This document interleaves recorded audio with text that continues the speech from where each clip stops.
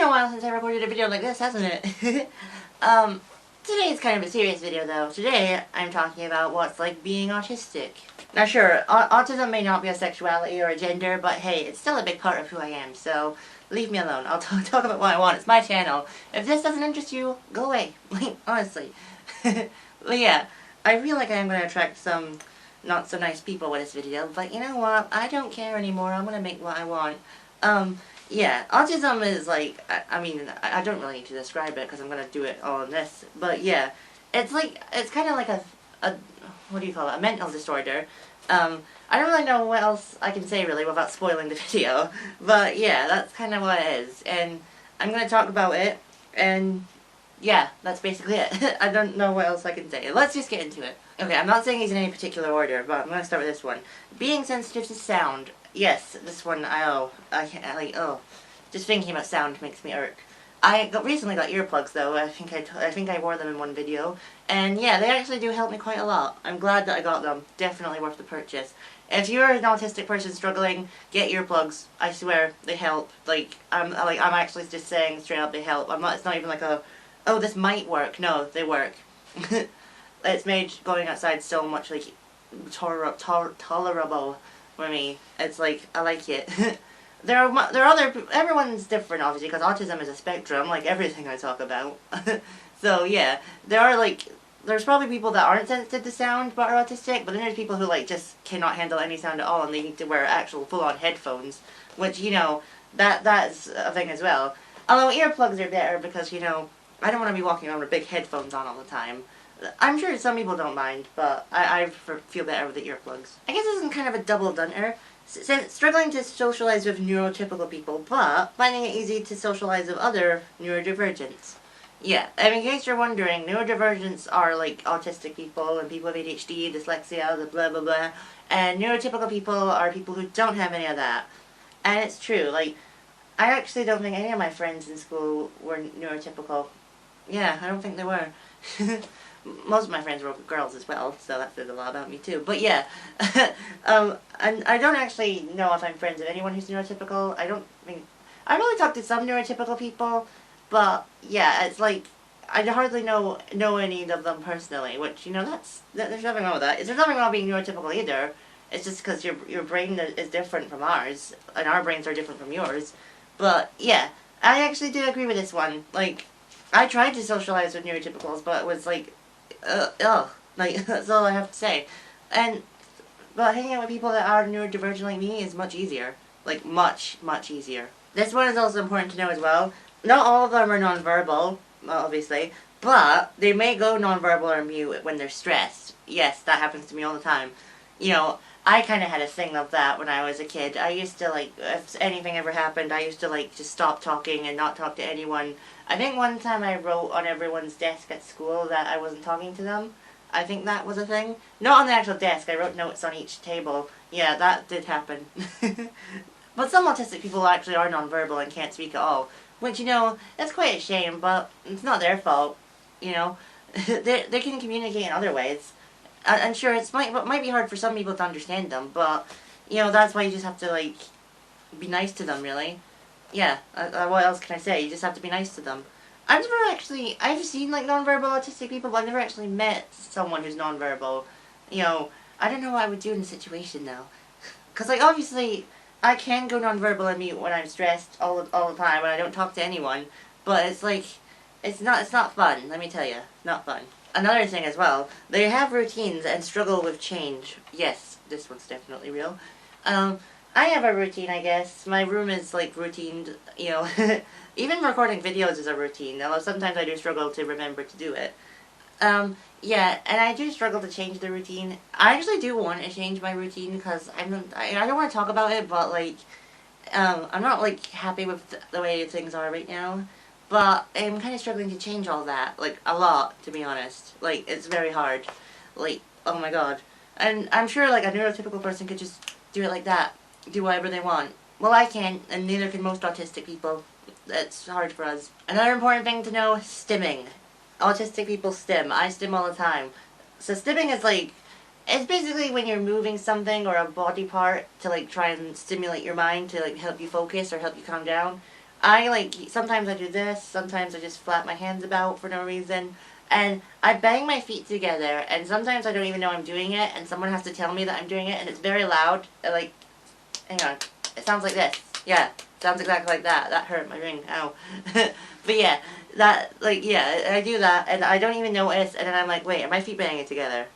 And then I forget, and I'm like, wait, are my feet banging together? Yeah.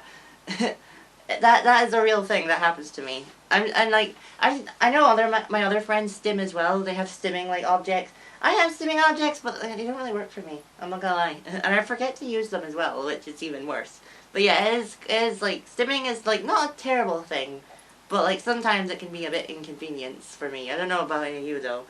What if you're let me know what your stimming object is in the comments down below, because I want to know. Okay, now we're getting into the not so nice things.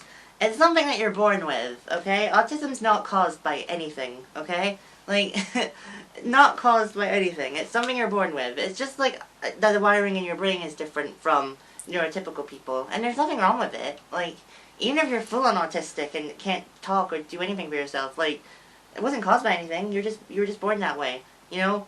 It's starting to rain, I'm sorry. Anyway, another thing. It can be inherited from your parents. Not all the time, but most of the time, it's inherited from your parents. And your parents probably don't even know that they're autistic, because back then, autism, like, no one cared about autism. No one cared about mental health like the way they do now. That's why it may seem like, oh my god, why is everyone all of a sudden autistic? Is it a new trend? No. It's because people are actually giving a damn and actually testing people. You guys weren't tested. That's why it seems like there's more autistic people than there used to be. Like, it's the same with LGBT people. There's more of them than there used to be because people are feeling more and more comfortable to express who they are. You know? Like, use your noodles. Here's the one that really angers me. It can't be cured. Like, I'm not even getting into this. I've seen some disgusting things said from people saying, oh, I cured my child's autism, or I'm trying to cure my child's autism. I'm not even going to tell you how. It genuinely angers me. Like, really does. So yeah, I just want to say, it can't be cured, okay? It can't be cured. Like, stop trying to cure it and just accept that your child's different.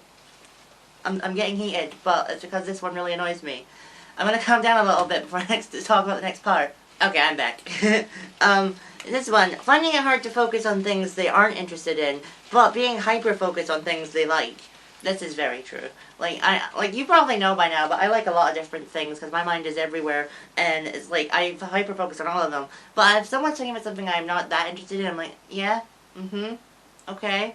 And like, maybe it's rude, but I don't mean it. It's like, you know, if something doesn't interest me, I don't care, you know? Like...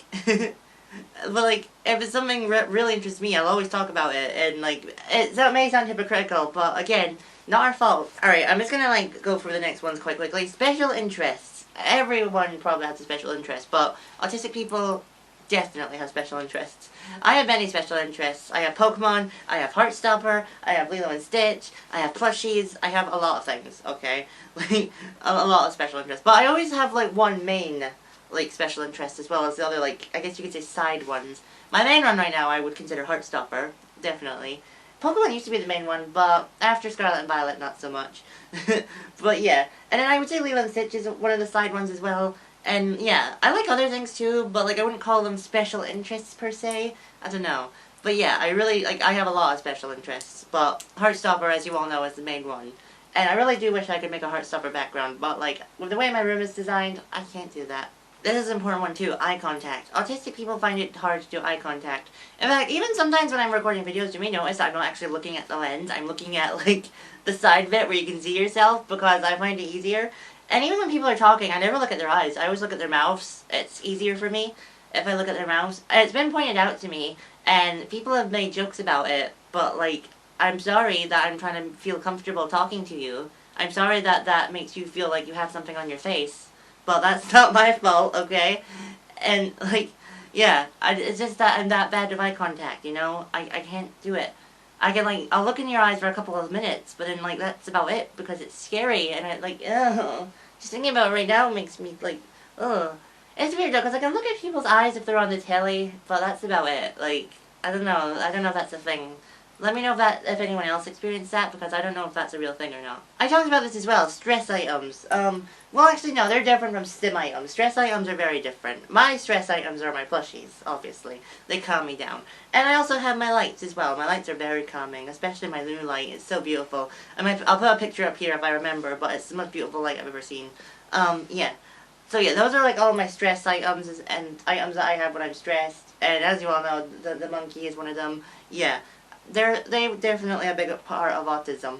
Okay, the last thing I wanted to talk about, probably the most controversial thing I'll ever say on this video. Asperger's is not real. Okay, so I don't know how much film I have left on this camera, so let me try and keep it quick. Asperger's is what low-functioning autism used to be called. And I called it that in school as well, and everyone in my family called it that. But then I found something out. It's not actually real, because the person, I don't know what their first name was. It was like Hans Asperger or something. I don't know if I'm allowed to say this word on YouTube. An N-A-Z-I. Yeah. And he only made that, he named it after himself because he was segregating disabled kids from non-disabled kids. And yeah, I'd rather not have a term associated with that. Thank you very much. Plus, Asperger's feels more like a label, whereas autism is a spectrum, so it's like, you can say I'm autistic, but that's not a label. You know, that's like, you're just saying you're autistic. If you say I have Asperger's, then you're labeling yourself. You know what I mean? So yeah, I'd rather not associate myself with that word ever again. I've even been getting my family not to say it anymore. It's kind of hard because, you know, force of habit, but that's fair enough. But I always just correct them and say autism, because that's, as far as I'm concerned, that's what I have. I don't have Asperger's, I have autism, okay? Okay, let's be friends now.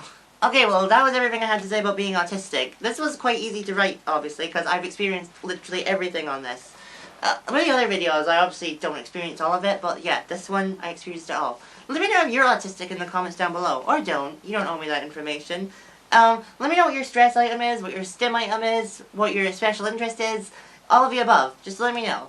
And please like and subscribe. And I'm Evie, and I'll see you next time. Bye!